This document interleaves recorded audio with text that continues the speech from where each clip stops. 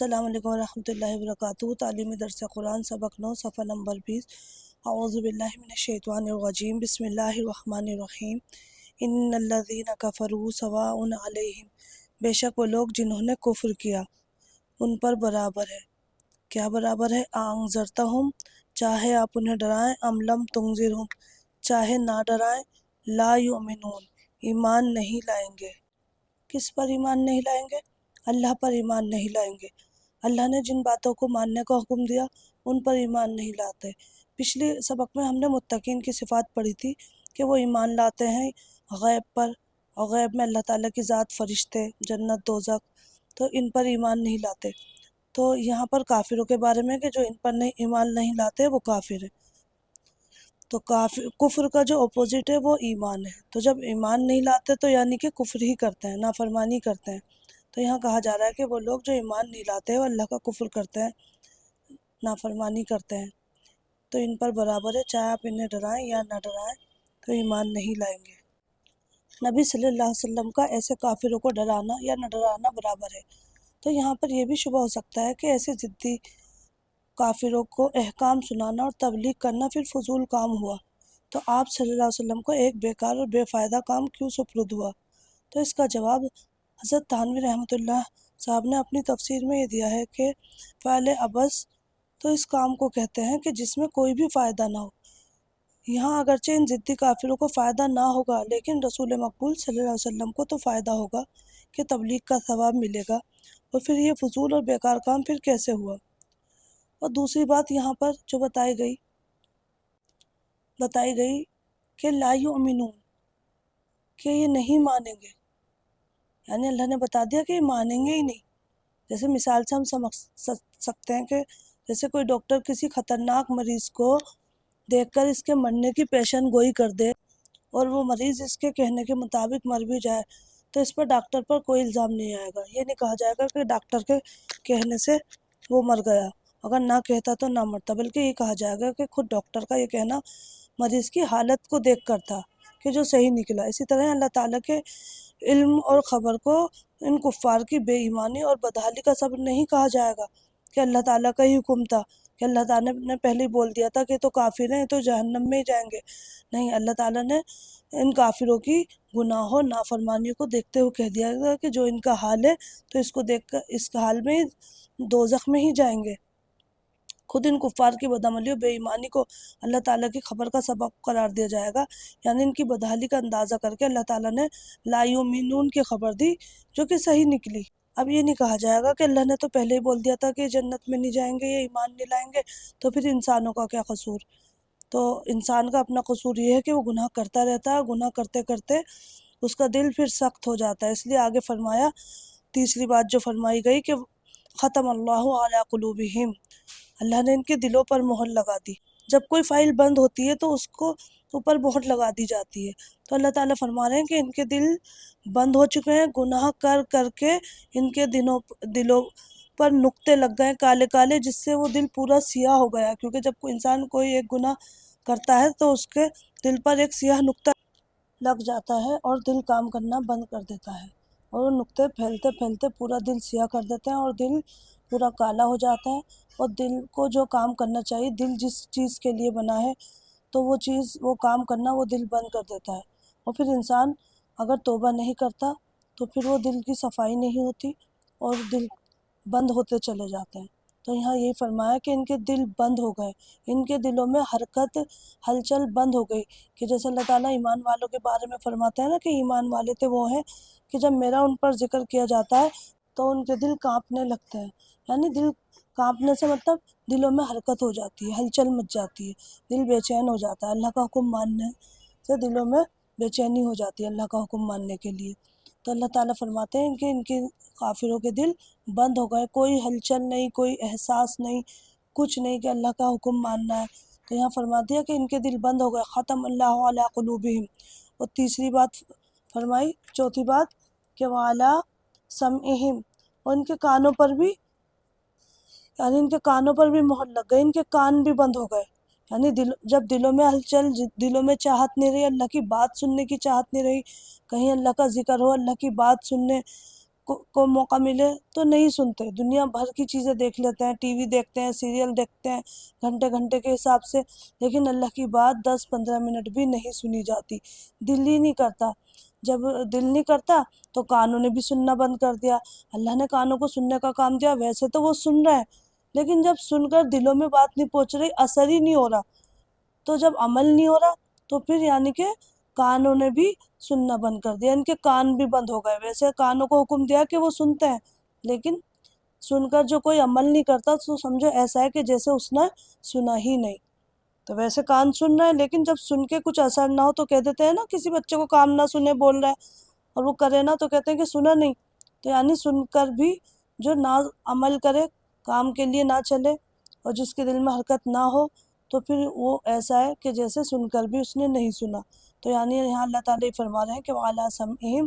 ان کے کانوں پر بھی مہر لگ گئی، وَعَلَىٰ أَبْصَارِهِمْ غِشَاوَةٌ، اور ان کی آنکھوں پر پردے پڑے ہوئے ہیں، یعنی ان کی آنکھوں پر پردے پڑ گئے، وَلَهُمْ عَذَابٌ عَظِيمٌ، اور ان لوگوں کے لیے بڑا عذاب ہے۔ تو کان کے ذریعے بات سنی جاتی ہے، اور آنکھ سے انسان دیکھتا ہے، مشاہدے کرتا ہے، اسٹڈی کرتا ہے، لیکن جب کسی کے یہ تینوں ذرائع ہی بند ہو جائے، دل، کان اور آنکھیں، تو پھر ہدایت کی کیا امید کی جا سکتی ہے؟ پھر ہدایت نہیں ملتی۔ تو یہاں فرمایا نا کہ کافروں کو ہدایت کیوں نہیں ملتی؟ کیونکہ یہ 3 ذرائع تھے ہدایت لینے کے، اور یہ تینوں ہی بند ہو گئے۔ دل کے اندر چاہت نہیں رہی، کان سننا نہیں چاہتے، اور آنکھیں دیکھتی نہیں ہیں۔ اس لیے یہاں فرمایا گیا کہ ان کے دلوں اور کانوں پر مہر لگ چکی ہے، اور ان کی آنکھوں پر پردہ پڑا ہے، ابھی حق قبول کرنے کی سارے راستے انہوں نے بند کر دیے، اس لیے اب یہ ایمان نہیں لائیں گے، اور اس دولت سے ہمیشہ محروم رہیں گے، اور پھر اس کے نتیجے میں آخرت میں ان میں بڑا عذاب بھگتیں گے۔ اللہ تعالیٰ ظالم نہیں ہے کہ وہ کسی کو بلا وجہ سزا دے دیں۔ اس وجہ سے جو ضدی کفار کا انجام یہاں ذکر کیا گیا ہے، وہ خود ان کے اعمال بد کا نتیجہ ہے کہ وَلَهُمْ عَذَابٌ عَظِيمٌ، کہ ان کے لیے بڑا عذاب ہے۔ یہ انسان اپنے لیے خود مول لیتا ہے گناہ کر کر کے، گناہ کرنے سے دل ختم ہو جاتے ہیں، بند ہو جاتے ہیں۔ تو یہاں یہ کہا جا رہا ہے کہ ان کے خود کے گناہوں کا نتیجہ ہے۔ جہاں تک قدرت خداوندی کا تعلق ہے تو اللہ تعالیٰ نے انسان کو پیدا کیا، دیکھنے سننے کے لیے کان اور آنکھیں دیے، غور و فکر اور سوچنے سمجھنے کے لیے دماغ اور عقل اور شعور عطا فرمائے، پھر واضح اور روشن دلائل کے ساری چیزیں سامنے رکھ دی کہ اللہ نے زمین، آسمان، چاند، ستارے، پھل پھول، درخت، پیڑ پودے، پتی، ہر چیز اللہ تعالیٰ کی نشانیاں ہیں، کھل کھل کے بتا رہی کہ دیکھو یہ دیکھو چیزیں یہ کس نے بنائی ہیں۔ پھر خود انسان کی جان، یعنی انسان کا اپنا آپ، کہ انسان اپنے آپ کو دیکھ لے، اگر باہر نہیں دیکھ رہا تو اپنا چہرہ، اپنا آپ، اپنے اندر کی چیزوں پہ غور کرے کہ کس نے بنایا، یہ سب چیزیں سامنے ہیں۔ پھر اللہ تعالیٰ نے اس پر بھی نہیں چھوڑ دیا کہ بس ایسے انسان غور کر لے، بلکہ سیدھی راہ دکھانے کے لیے عقل سے دلائل دیے، اور اس کے ساتھ ساتھ نبی اور پیغمبر بھی بھیجے کہ جنہوں نے دن اور رات اللہ کا پیغام لوگوں کو سنایا، ان پر حجت قائم کر دی، لیکن اس کے باوجود انہوں نے ضد اور عناد اور حد درمی کی وجہ سے حق کو نہ مانا، قرآن کو نہ مانا، اور کفر اور انکار پر ڈٹے رہے، نہ آنکھوں سے کام لیا، نہ کانوں سے، نہ عقل اور شعور کو ہی استعمال کیا۔ اس کا نتیجہ یہ ہوا کہ دھیرے دھیرے کفر اور انکار کی وجہ سے ان کے اندر نافرمانی پیوست ہو گئی۔ ابھی دیکھیں نا کہ جو لوگ نہیں مانتے تو پھر کیا ہوتا ہے، اس گناہ کی پھر عادت پڑ جاتی ہے، پھر انسان ایسے ہی ہو جاتا ہے، گناہ کرتے کرتے گناہ اچھا لگنے لگتا ہے، جبکہ گناہ کیا ہے، گناہ کو اندھیرا بتایا گیا ہے کہ گناہ تو اندھیرے ہیں، اور اندھیرے میں انسان کے کام صحیح نہیں ہوتے، غلطی کام ہوتے ہیں، اندھیرے سے کچھ نہیں ہو سکتا۔ ایمان ایک روشنی ہے، ایک لائٹ ہے، جب انسان کے پاس لائٹ ہوتی ہے نا، اگر مان لو بجلی ہے، اگر لائٹ ہے، روشنی ہے، بجلی ہے، تو کیا کیا کام ہو جاتے ہیں، کتنے کتنے بڑے بڑے کام منٹوں سیکنڈوں میں ہو جاتے ہیں۔ تو جس انسان کے پاس ایمان ہوتا ہے نا،